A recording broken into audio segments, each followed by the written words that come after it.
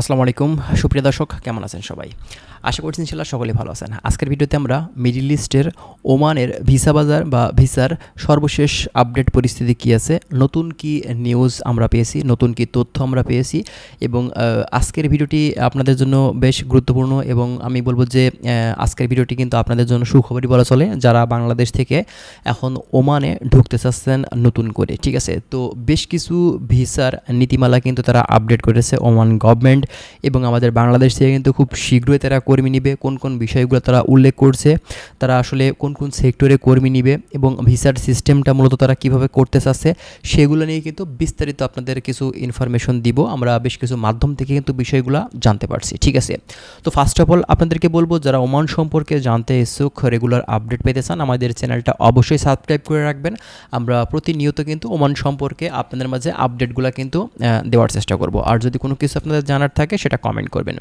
তো প্রথমত আপনাদেরকে বলি, ওমান ভিসার কিন্তু নীতিমালার বেশ কিছু আপডেট করেছে ওমান সরকার। ঠিক আছে, আপনার কোন কোন সেক্টরে তারা কর্মী নিবে, খুব শীঘ্রই তারা কিন্তু কর্মী নিতে যাচ্ছে বাংলাদেশ থেকে। তারা অলরেডি পাকিস্তান থেকে কিন্তু কর্মী নিবে বলে কিন্তু বিষয়টা কিন্তু ডিক্লেয়ার করে দিয়েছে, এটা কিন্তু আমরা অলরেডি দেখেছি এবং বাংলাদেশ থেকে এখন পর্যন্ত কথাবার্তা চলমান আছে এবং বাংলাদেশ থেকে খুব শীঘ্রই তারা কিন্তু কর্মী নিবে। ঠিক আছে, তো ফার্স্টের দিকে তারা কোন কোন খাতে কর্মী নিবে দেখুন।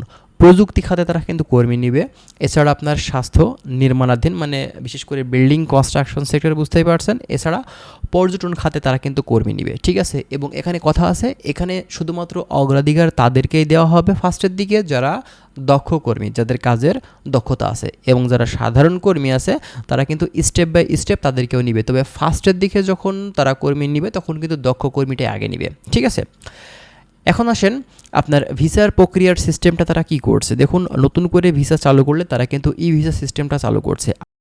আপনি কিন্তু নিজের বাড়িতে বসেই কিন্তু ভিসাটা করতে পারবেন অনলাইনের মাধ্যমে, আর ভিসাটা হবে ই ভিসা, ইলেকট্রনিক ভিসা। এটা কিন্তু অনলাইন থেকেই করা হয়ে থাকে। ঠিক আছে, আপনাকে অ্যাম্বাসি যাওয়ার কোনো ধরনের প্রয়োজন কিন্তু হবে না, আপনি বাড়িতে বসেই কিন্তু ভিসাটা করতে পারবেন বা দেখতে পারবেন যদি আপনার এজেন্সি দ্বারা আপনি করে থাকেন। ঠিক আছে, এখন আসেন ভিসাটা আসলে কত দিনের ভিতরে, অনলি 1 সপ্তাহ থেকে 10 দিনের ভিতরে কিন্তু আপনি ভিসাটা হাতে পেয়ে যাবেন। একদম মানে সহজ প্রসেস, যেহেতু আপনার ইলেকট্রনিক ভিসা অনলাইন থেকে নেওয়া হবে সেক্ষেত্রে বুঝতেই পারছেন এটা কিন্তু খুবই অল্প সময়ের ভিতরে হয়ে যাবে। আর ভিসাটা মূলত আপনার এটা 1 বছরেরও হবে আবার 2 বছরেরও কিন্তু হবে। এটা আপনার কোম্পানি এবং আপনার মূলত যাদের মাধ্যম দিয়ে যাচ্ছেন তাদের উপরে কিন্তু নির্ভর করছে মূলত আপনার কত বছরের ভিসাতে আপনাকে তারা পাঠাচ্ছে। ঠিক আছে, এবং যেসব কর্মী বা যেসব প্রবাসী ভাইদের যথেষ্ট পরিমাণে আয় আছে ওমানে, মূলত তারা কিন্তু ফ্যামিলি নিয়ে যাওয়ার সুযোগও কিন্তু পাবে। এটা আপনার ইনকামের উপরে নির্ভর করবে। তো বর্তমান সময়ে আমরা যে বিষয়গুলো মানে জানতে পারলাম, এখন কিন্তু খুব শীঘ্রই যেহেতু পাকিস্তানিদের ভিসার কার্যক্রমটা স্টার্ট হয়ে গেছে, আমরা রিসেন্টলি দেখতে পাচ্ছি, এবং আমাদের বাংলাদেশিদের ভিসার কার্যক্রমটা কিন্তু চলমান।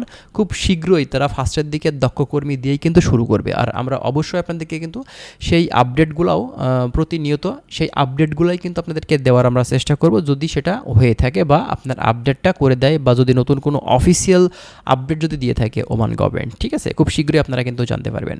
তো যাই হোক বন্ধুরা, আশা করছি বিষয়গুলো আপনারা বুঝতে পারছেন। আর যদি কোনো কিছু জানার থাকে আপনারা কমেন্ট করতে পারেন এবং অবশ্যই ওমানের তথ্যগুলো পেতে আমাদের চ্যানেলটি সাবস্ক্রাইব করে রাখবেন। ভালো থাকবেন, আল্লাহ হাফেজ।